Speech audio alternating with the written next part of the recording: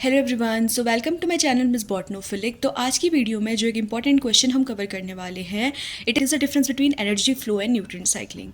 तो एक बहुत इंपॉर्टेंट क्वेश्चन है जो कि इंटरव्यू में आप लोगों से मोस्ट ऑफ द टाइम पूछा जा सकता है कि एनर्जी फ्लो और न्यूट्रिएंट साइक्लिंग में क्या डिफरेंस होता है।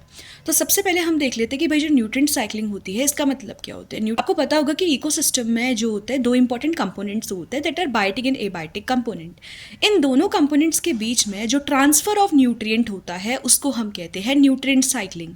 The other name of nutrient cycling is biogeochemical cycle. Okay, अब हम बात कर लेते हैं एनर्जी फ्लो की।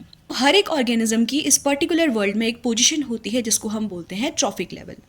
एक ट्रॉफिक लेवल से दूसरे ट्रॉफिक लेवल में जो एनर्जी का ट्रांसफर होता है उसको हम कहते हैं एनर्जी का फ्लो। अब इन दोनों में क्या डिफरेंस है? सबसे पहले जो न्यूट्रिएंट साइकिल होता है ना, या फिर जिसको हम बायोजियोकेमिकल साइकिल बोलते हैं, ये होता है आपका साइक्लिक नेचर का। साइक्लिक कहने का मतलब क्या है कि जो न्यूट्रिएंट्स होते हैं ना वो या तो रीयूज्ड होते हैं, रिसाइकल्ड होते हैं।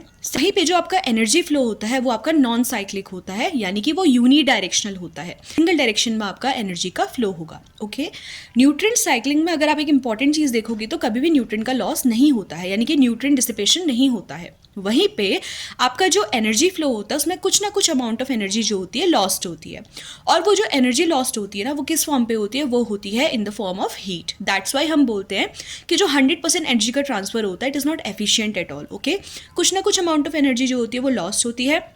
किसके फॉर्म पे होती है? हीट के फॉर्म पे होती है। And this heat is responsible for increasing the randomness और डिसऑर्डर ऑफ द यूनिवर्स, जिसको हम कॉमनली एंट्रोपी कहते हैं। ओके, और सबसे इंपॉर्टेंट जो डिफरेंस होता है न्यूट्रिएंट साइक्लिंग के बीच में, दैट इज कि यहाँ पे माइक्रो ऑर्गेनिजम्स का बहुत इंपॉर्टेंट रोल होता है, क्योंकि डिकम्पोजिशन या फिर इमोबिलाइजेशन जैसी प्रोसेस में ये इंपॉर्टेंट रोल प्ले करते हैं। वहीं पे अगर आप देखोगे जो एनर्जी का फ्लो होता है ना, यहाँ पे माइक्रो ऑर्गेनिजम्स का इतना इन्वॉल्वमेंट नहीं होता है। ओके, सिर्फ एक ट्रांसफर होगा एनर्जी का एक ट्रॉफिक लेवल से दूसरे ट्रॉफिक लेवल में, और उसमें से क्या होगा कि वो 10% एनर्जी लॉ मैंने आपको बताया था उस फॉर्म पे एनर्जी ट्रांसफर होती है।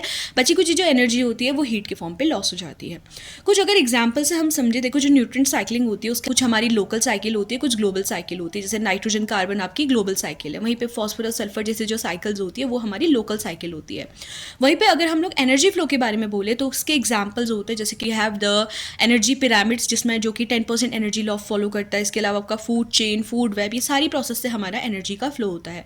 तो ओवरऑल जो डिफरेंस है वो ये है कि जो न्यूट्रिएंट साइकिल होती है ना वो आपकी कैसी होती है? वो नॉन यूनी डायरेक्शनल होती है, प्लस साइक्लिक नेचर की होती है। वहीं पे जो आपका एनर्जी फ्लो होगा वो आपका यूनी डायरेक्शनल होगा, प्लस हमारा नॉन साइक्लिक नेचर का होगा। तो ये इस पर्टिकुलर पॉइंट से आपसे एग्जाम में क्वेश्चन पूछे जा सकते हैं। आई होप कि आप लोग का डाउट क्लियर हुआ होगा। That's all for today's video. Thank you.